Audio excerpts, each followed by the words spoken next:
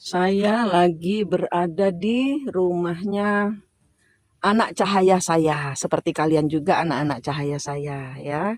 Ini saya lagi mau pamer hasil upayanya dia jebol siklus. Saya mau cerita sedikit supaya ada boosting semangat buat orang-orang yang seperti kita ya, yang kena hajar masalah, bahwa jalan keluar itu selalu tidak kita bisa prediksi. Kita tidak bisa memprediksi masa depan kita kalau kita tidak menjebol segala sesuatu yang nyangkut ya, stuck gitu ya. Stuck itu nyangkut, nggak bisa maju, nggak bisa mundur. Nah, saya mau kasih contoh. Dia mengawali dengan suami pertamanya, punya anak dua. Saya tidak sebutkan namanya. Dia KDRT ya. Jadi dia di rumah suaminya, kemudian pulang kembali ke rumah ibunya, ke rumah orang tuanya dalam keadaan berdarah, nyonyor ya, KDRT. Kemudian tidak berpisah secara negara karena terlalu ribet. Mereka berpisah secara adat, mereka Bali. Nah, terus kemudian tahun demi tahun dia lalui di rumahnya orang tua, tinggal di rumah orang tuanya, kemudian dia ngelamar sana, ngelamar sini, akhirnya jadi pegawai di suatu tempat, gaji cuma 1 juta, dan dia ini orangnya ulet gitulah, apa aja dikerjain, jualan, banyak sekali yang dia, duit receh, dia kumpulin duit receh. Dia tidak mau, intinya dia melakukan segala sesuatu bukan karena uang, tapi karena dia tidak ingin terperangkap di dalam waktu. Dia tidak ingin menyesali masa lalu, dia tidak ingin mengingat-ingat bahwa dia dihancurkan oleh orang yang dia cintai, ayah dari anak-anaknya. Ini sudah tahunan. Nah, kemudian ini siklusnya dia terulang lagi. 10 tahun, sekitar 10 tahun. Ini sudah berlalu, 11 tahun ini. Kemudian 10 tahun, awal tahun 2025, sekitar bulan Februari ya, dia kemudian tidak pernah memprediksi bahwa dia bisa punya rumah ini. Kenapa? Karena dia dihina lagi. Pengulangan siklusnya dia adalah dia dihina dan dia dihina lagi. Pengulangan siklus dihina, gitu. Ya, zaman dahulu dia tahu siklus leluhurnya. Kalau kalian anak-anak cahaya saya, kalian pasti sudah paham bahwa kehidupan ini adalah koleksi dari apa yang kita kumpulkan, hutang-hutang di masa lalu. Dan dia tahu leluhurnya dia mungkin zaman dahulu pernah menghina. Di kehidupan ini harus diputus. Ini harus diputus. Jadi dia berhasil keluar dari siklusnya.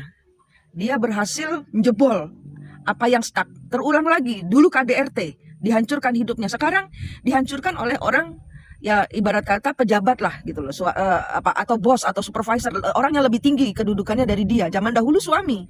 Nah, sekarang bukan bos tapi orang yang kedudukannya lebih tinggi, di mana dia dihina gitu, dan dia tidak ada yang bela. Sekali lagi, dulu ada yang bela orang tuanya, sekarang tidak ada yang bela.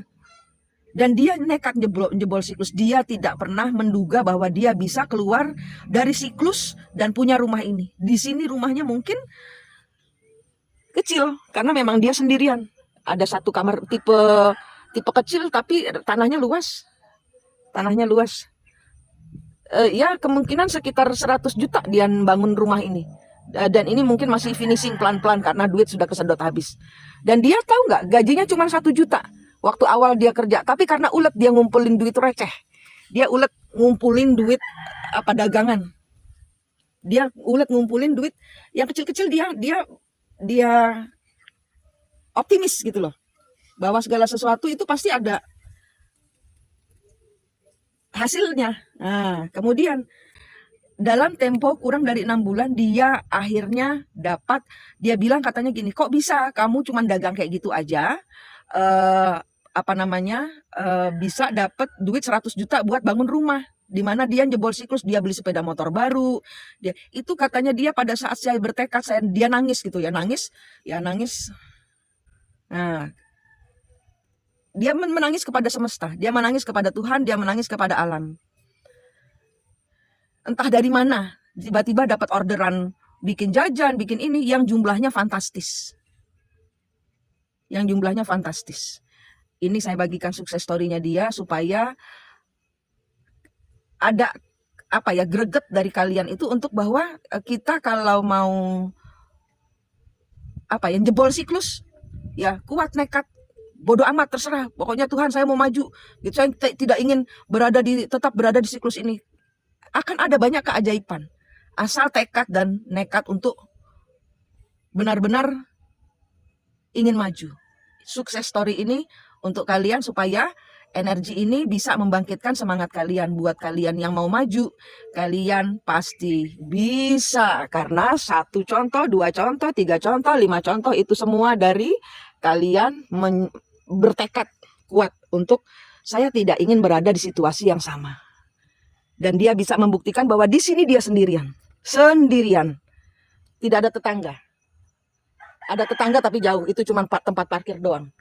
Tidak ada tetangga. Ini di bawah kaki Gunung Agung. Ini di desa. Dan dia tidak pernah tahu bahwa dia bisa sendirian sampai dia bisa melakukannya.